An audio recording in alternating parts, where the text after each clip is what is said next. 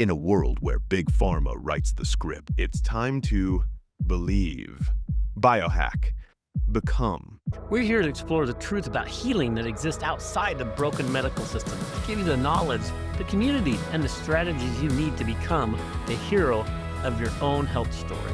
Your guide is a biohacking entrepreneur, a near-death survivor, and a cancer warrior, navigating his own healing journey. Founder of Biohackingville, Exodus Strong and QE Strong. Your host, Rob Rene. This is Biohackingville, where the medical system has failed us. One man is leading the rebellion to reclaim. All right, this is Rob Rene. Welcome back to another version of the Biohackingville podcast. I'm very excited because I'm actually here in Tijuana. We're not Tijuana City. We're in what city? Playas de Tijuana, which would Tijuana. be a small beach suburb of Tijuana, and it's a place where CPI/TAM is located. Very good, very good. And I am super excited because I have Dr. Menes here, who has been an amazing doctor for me personally, and the things that he is doing and what they are doing at both CPI and the TAM Center are really transformational. And so I'm really excited to walk through, just learn more about Dr. Menes and his past, and then also talk about the treatments that I've been doing, as well as what their plans are for this TAM Center. It's really exciting what they're doing and where they're headed. So I appreciate you taking a few minutes. Of course, Robert, it's a pleasure. So, as an introduction said, I'm Dr. Menes. Luis Enrique is my first name. And I've been working at TAM Center for 10 years. This year, it rebranded itself as TAM Center. We used to be CHIPSA. And those first eight and a half years, we were doing integrative oncology because we would do traditional treatments combined with immunotherapy. Okay.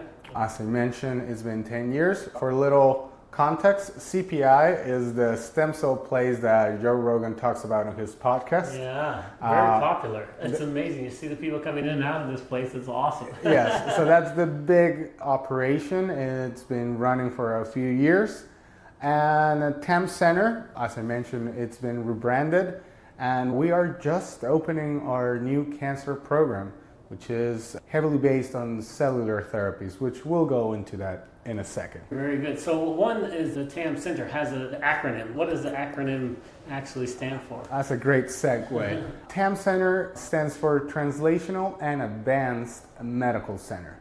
And the big thing in this is the word translational. Translational refers to a way of doing medicine and science where we cut the red tape of having scientists in a laboratory on one site and doctors and clinicians applying said therapies and gathering data on other sites. And this, usually that's the method how therapies, trials, it's all run. Here, doctors and scientists sit side by side on the same bench, cutting the time of information traveling, apporting ideas from the scientific, from the clinical side immediately, and creating protocols on the go, basically. There's no delay of interchanging information between the clinician and the scientist, and that's what translational means, and that's why we've been able to open and develop our new cancer program in such short term. Yeah. I mean, considering it's been like a year and a half of wanting to get to work for me, but and somewhere else this might be years, decade even. Decades, so, yes. Yeah, especially if you're in the States, it'd be multiple decades probably. Correct. to get to where we are. What I found fascinating as I was researching this hospital, the old CHIPSA hospital, and then the renovation that was done here, yes. and how you've done each floor in a really specific way. Can you explain that a little bit? The tricky part of it all was continue operations while we were remodeling the hospital. Oh, I can imagine. So we actually had a clinic really close to us, a few blocks away, oceanfront. And first we developed the labs. So while there was construction, we couldn't have patients there, so we had our patients there, but the labs were working with the stem cells, with the other cancer treatments, everything like that. Once that was set, we needed to work on the OR, we needed to work on the patients' rooms. So we were going back and forward depending on what renovation on which floor was doing and how we could avoid having active patients being near to any of the renovations. So it was a bit of a juggling act from administration, and this moving back and forward happened several times, and it was done smoothly. Yeah, I look at it now, and it looks fantastic, right? 'Cause Yes. It's all done now. When was the finish date, or is it finished? Maybe it's not. It is done. Okay, good. At least we had the opening ceremony, we cut a ribbon, etc. Nice. But being I'm a clinician, but also part of the admin team, construction and renovations are still ongoing because as of this week, crossing the street, we have a place with 2 MRIs. So our CPI patients, which are here for orthopedic issues, and we need to see the image to know what or where we're going to do. Now they just cross the street to the MRI, get the image done, and come back. That's awesome. So even though the building it's already set, we're still growing. We're still, yes. And then isn't it like, is it 6 floors? Is it right? 6 floors, And the right? 6th floor is like the lab, right? The Is lab. that- And now talking a little bit more on the TAM thing, Okay. we have 3 different labs under one roof. If you walk by, one lab, but we divide it into the pathology, the genomics, and the cellular therapy.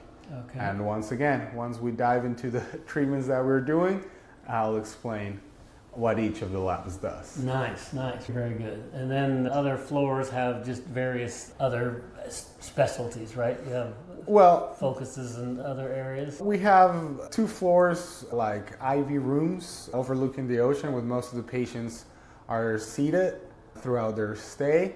Then we have in those floors and also floors below patient rooms, because if they're going to have procedures, surgeries, etc., recuperating time, etc.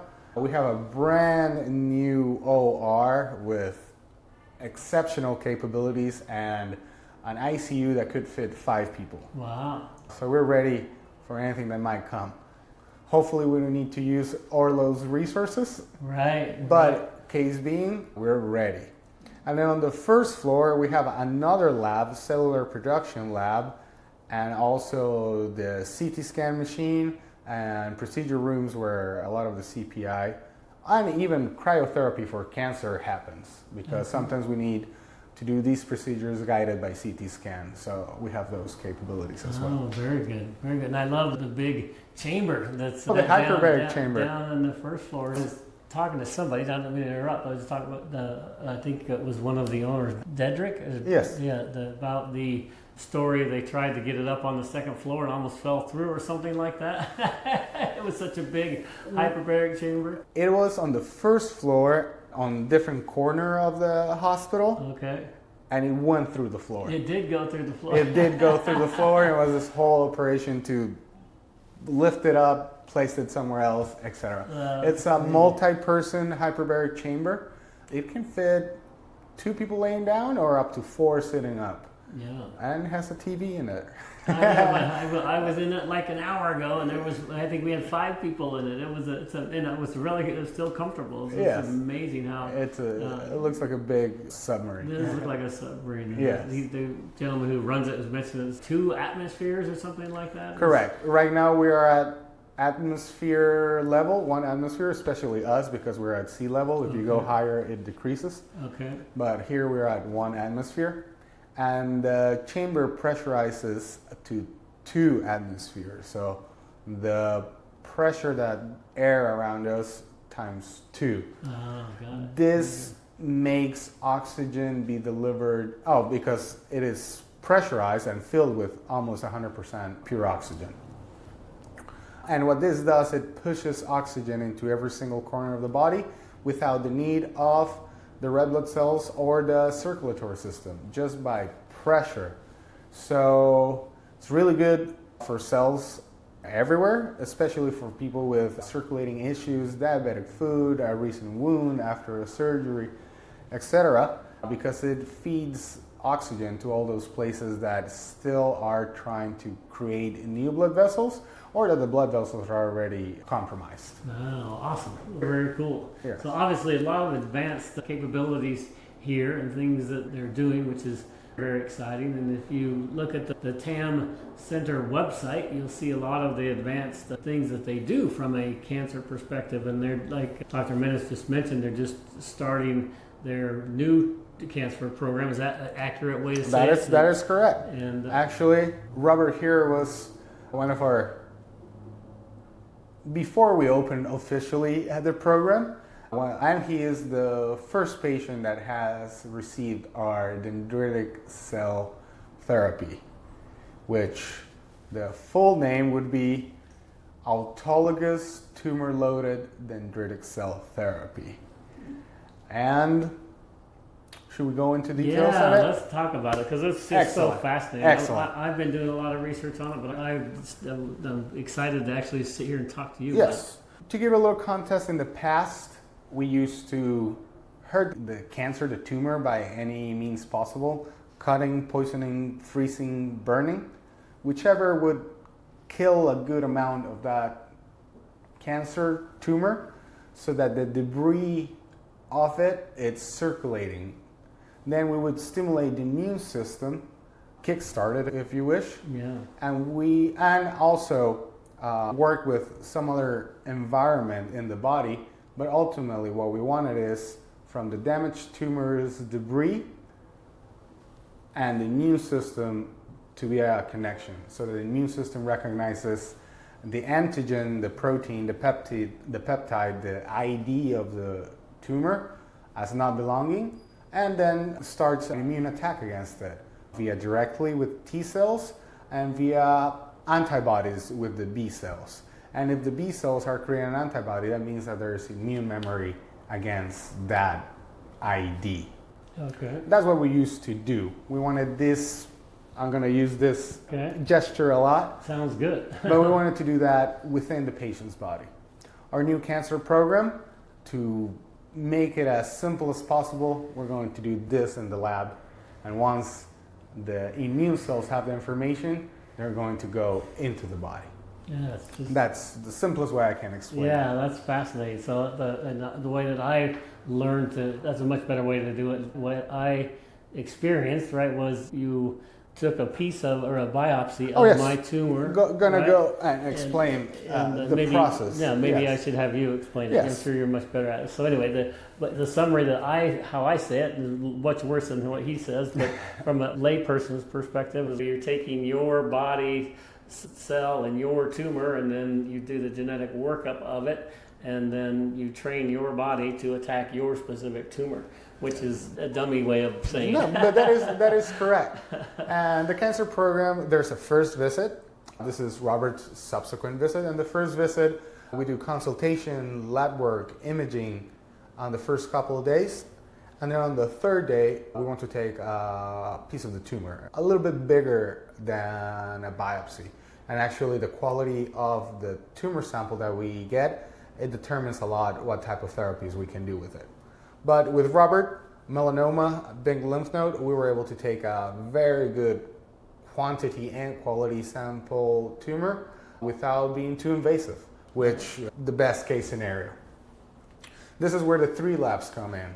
Pathology, did the pathology study up in it. Of course, we knew it was melanoma, but they told us this is a good sample. I see a lot of malignant cells. Okay. Genomics, sequence the tumor to see what its genetic upmake of it, what it looks like, and it can help us determine the peptide, the protein, the ID of the tumor, but also if it has certain mutations, it can tell us that certain therapies that already exist would be best for this type of cancer because of the mutations of how it reacts. And ultimately, the cell lab, in the first week, the last day, we do something that is called leukapheresis, which is basically like a dialysis, but instead of cleaning the blood, we're filtering white blood cells. So After the patient leaves after that final Friday day, and the lab starts working. They start doing tumor lysate, which is basically breaking up tumor into its smaller components. And they also start working with the white blood cells because they filter a lot of white blood cells, but they separate specifically in a very interesting process that I'm not too well adept to talk about. Yeah, but they fascinating. grab the monocytes. Monocytes then are mature into macrophages. Macrophages are the immune cells that eat things up. Okay. They're Pac-Man. They're the Pac-Mans, exactly. They're the Pac-Mans, they're the scouts. Once they eat something and they have the information, they mature into dendritic cells. Dendritic cells are also called antigen-presenting cells. Okay. What does this mean?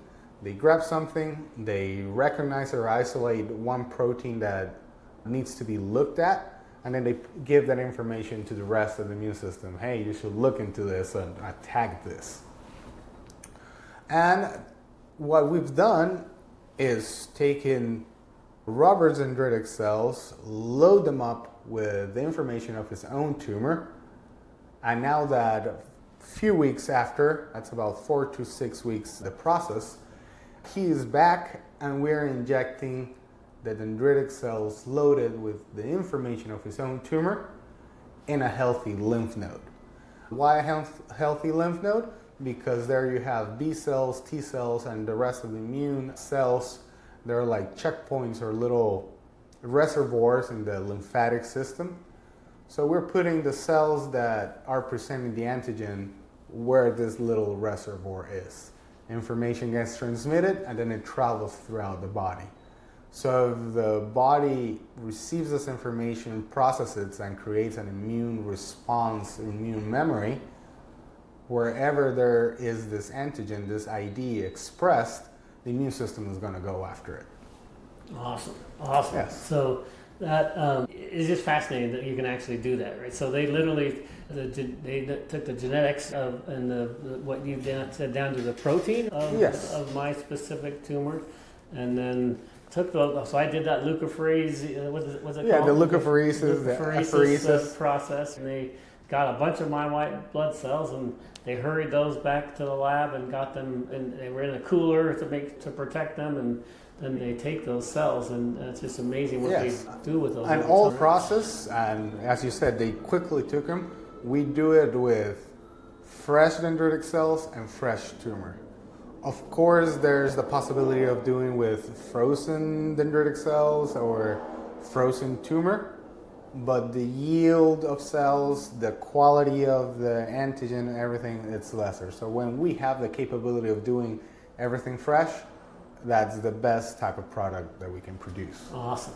And then you mentioned that you've gotten X number of vials of my particular things. Was that the combination of my white blood cells and what is the vials system? This is because we're basing all this that we do from studies elsewhere. The different thing that separates us from them is that we have all the different labs under one same roof. So they might do genetics in one place, they might do dendritic cells in one place, they might do pathology, but we're doing it all under the same place. Awesome.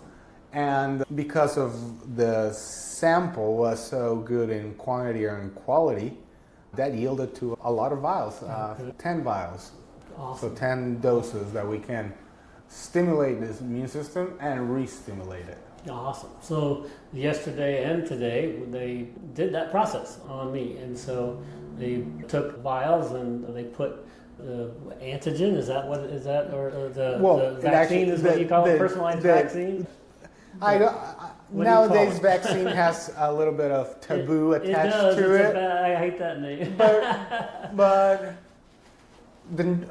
dendritic cell therapy. Okay, dendritic cell therapy. Yeah, because the full name is autologous, meaning tumor-loaded dendritic cell therapy. Very good. The tumor-loaded basically is talking about, because it's my tumor, that you're loading it. That we're loading the dendritic dendritic cells with. Okay. Exactly. Very cool. And then you mentioned also that with those injections, there was another injection that was something other than my dendritic cells. The tumor lysate. Basically, when I talked about they grab the tumor and they start breaking it down to its more simple components, that's tumor lysate. Lysate means to break down. Tumor lysate just means broken tumor. In other cases where the yield or the dendritic cells weren't good enough because of the situation, the condition of the patient, we were only able to inject the broken down tumor with an adjuvant to create an immune response. So very simple, along the lines of what we're trying to do, but if there's tiers, tumor lysate therapy compared to the dendritic cell, it's a world's difference. Got it. But in this situation, because of the tumor quality that we're able to take with this patient, this is all that we were able to do. But we've administered so far 3 times. The patient is not doing any other treatments because she's done everything under the sun and she doesn't want to repeat things that had hurt her in the past. And we've seen some great results with her.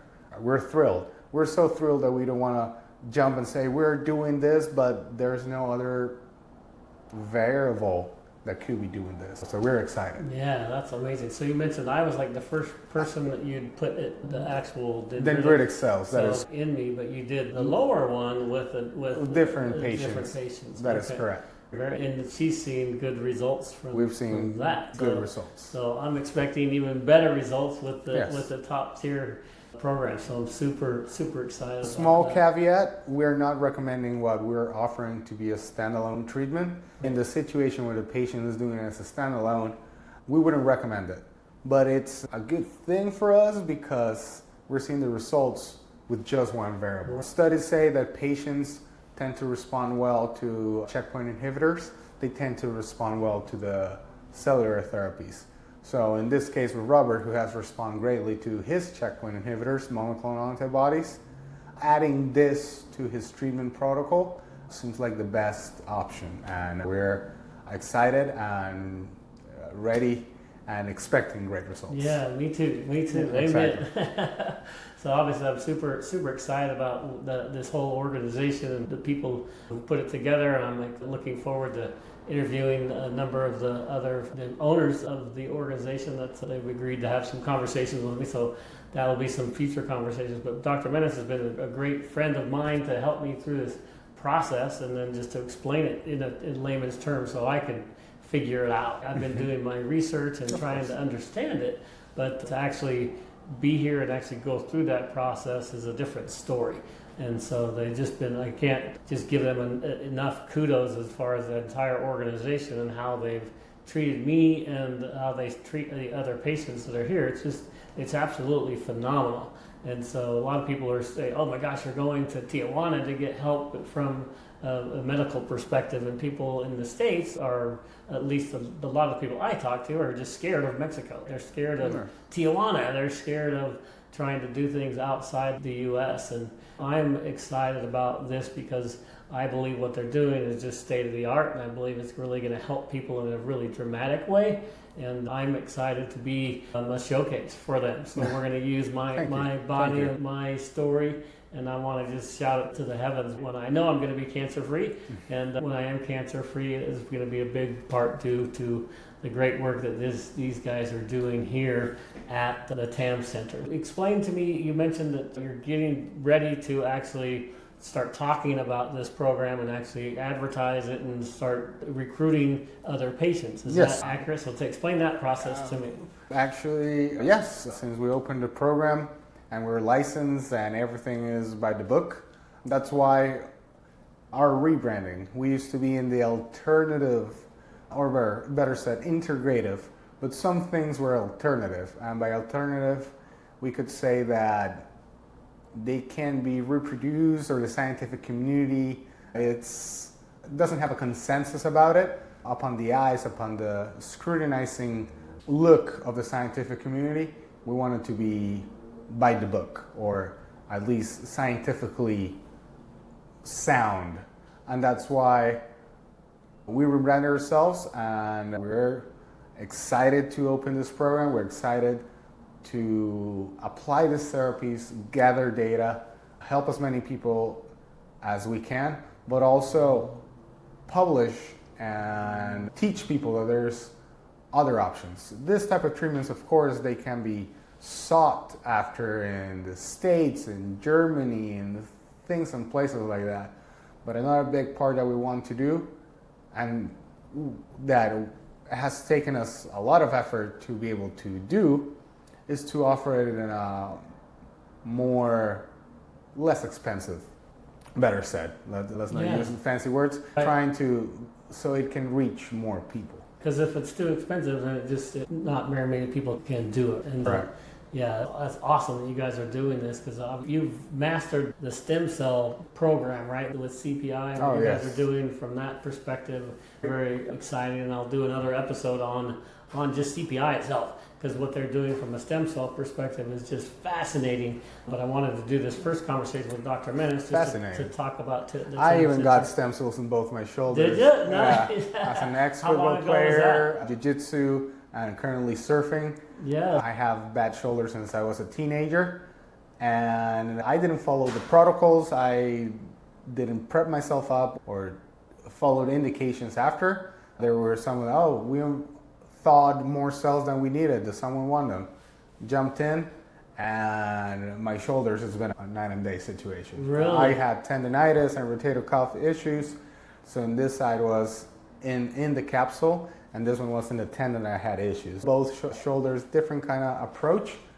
And I have to say that the trip to Oaxaca was excellent. I have no pain. That's fantastic. I love that. I love that. And in fact, that is really fun, just to get to know you a little better personally. You and your wife, you mentioned that you go surfing. Quite often, as much as we can. Yeah, so that's exciting. So explain that. Where do you surf? Here in La Playa? Is we go a little bit more south for better breaks, better waves, cleaner water. Here at the very corner of Tijuana, Mexico, is the northern westernmost point. Okay. Actually, we're out in the window. We can see the border wall go into the ocean. Oh, interesting. That's where we're located. Right. But being close to Tijuana tends to be a little bit contamination. But we go south about 15, 20 miles looking for waves, and it changed our lives. Now we take better care of ourselves. And we have the idea of surf as long as we can. That's yes, 60s, 70s. We have friends that are in those ages, and they're still doing it and doing it great, and that's our goal. There you go. And now your shoulders are strong. They're better, exactly. You could do it even better. That's you'll probably be out there when you're 90. Doing it with all the cool things that the TAM things that we do here. Right? Yes. Yeah, that's very exciting. Anything else related to the cancer program and what you're doing that you want to let people know about? We're starting this new program. We're really excited. Not only the scientists that I mentioned that are on the same bench side next to us, but we actually have the editor of the translational journal in our board of directors. Okay. So everything that we do is discussed within the greatest minds that are active nowadays. Very scientific focused people, very data oriented people, and we're gathering all that information and try to make it accessible. That's the main goal of the owners. Cancer has always been their dream, to make treatments accessible. Of course they want to cure it, and we're doing everything in our power to get there, but this is their life's journey. Stem cells, CPI, it's a great operation. They're excited. Things are working, but the dream is here. And I think Robert has seen how not only the people, but the company as itself works together and sees a patient as a person, not a number. Yeah. I think that's something that we have kept from our CHIPSA days. The hospital was horrible aesthetically. Okay. And people sometimes didn't want to step in when they saw the entrance. Right. But once they knew the personnel, the staff, how we consider our patients as one of us. That's why I've been working here for 10 years. Yeah, That's why we've been able to evolve, develop new treatments. We have never been stuck with one treatment and say, this is what is going to cure you. Actually, we want to integrate more things. We're specializing in a few treatments, yes, but the scientists are working on other things. Yeah. It is so cool. Yeah, very cool. The advanced is like really exciting stuff. I remember when I was looking at this opportunity, I was looking at the other places, like he mentioned, there's other places across the world that do this type of therapy. And one of the centers, I won't name the name, but it was a great program. It had really nice testimonials and a great story.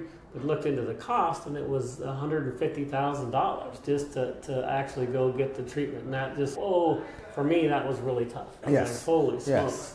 And so what I do think you guys States think and about? Germany are around that Are they? time frame, and even China, it doesn't go down that much. I Doesn't think it? it's still above 100 Okay. or around 100. I'm not very involved in the financial aspect of it, Yeah. but the mission, the spirit is to bring it down as low as possible so we can have reach, so that Nice, people nice. can have access to it. Because if you can bring it down, then at least more people can have access to it. And then I think as more people's stories like myself, and then, man, it's been fun for me to just listen to all the people that are in the stem cell program and all the transformations, like you said, with the backs, the issues and people are having, the shoulders, and just all sorts of stem cell treatments, and the transformations that people are getting from it is just real. And it's really fun to see it. And when Joe Rogan's talking about it on the Joe Rogan show, it's a real thing, right? And these guys are the best at it. And I believe that they're going to do that same thing for cancer. And so that's what excites me so much, is that obviously cancer is very important to me, and I want to help people with all integrative options. I'm trying to meet with as many integrative oncologists as I can to say, hey, there are other options out there rather than the standard of care in the United States. The standard of care in the United States is really poor. And from my personal perspective, I'm actually doing a combination of the both. Like Dr. Menes mentioned, I'm using the immunotherapy in the United States. And that has so far looked like it's starting to help me. In this last CT scan, I'm just super excited. My tumors reduced 15% all the way up to 40%, depending upon the tumor. And so that's a really good sign. And you look great. Yeah, I hadn't seen you in 3 months. There's great improvement. I'm excited about that. So I'm on my way to be cancer free, and I know these guys are a very big part of it. And I just want to make sure that people understand that this is an amazing place. The aesthetics of this particular hospital, the renovation they did, is amazing. You come in here, it's a very nice facility. Everybody here, like he mentioned, they treat you like family, like they literally do. Roberto is just, we talk about his renovation of his house and the things that he's doing, and it's just like we're friends, and it's like we hardly know each other, but he treats me like I'm his family. And there's so many other people like that. The nurses that I've met are just salt of the earth friendly people, and so I just highly recommend anything that they do. Look into what they're doing at the TAM Center, and if you need help or you have any questions for Dr. Menes, or you have questions for me, you can connect with us. Drop below, you'll get the show notes on this show, and we'll have places to connect with you. What is the best way for people to get a hold of the TAM Center and or specifically you? Me specifically, since we're starting the program, I'm the most well versed in this topic.